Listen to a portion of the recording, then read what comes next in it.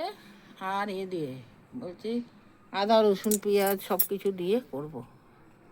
এই যে আলু দিলাম, ঠিক আছে, কড়াই চাপিয়ে দিয়েছি, জিরে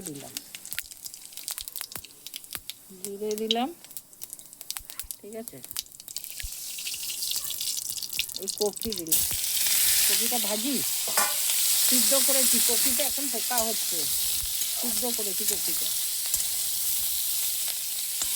আলুও দিয়ে দিলাম, এই লবণ দিলাম, হলুদ দিলাম,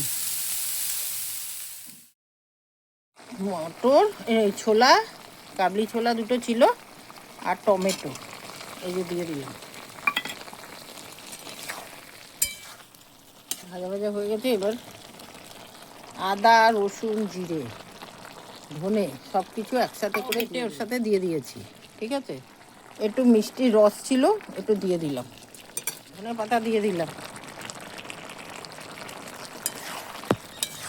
দুটো কাঁচা লঙ্কাও চিড়ে দিয়ে দিয়েছি, ওইটা দেখানো হয়নি, এই যে দেখাবো। এই যে লঙ্কা এভারেস্টের গরম মশলা এনেছি, তাহলে লাইক শেয়ার করবেন, ঠিক আছে। এই যে এবার নামিয়ে দেবো।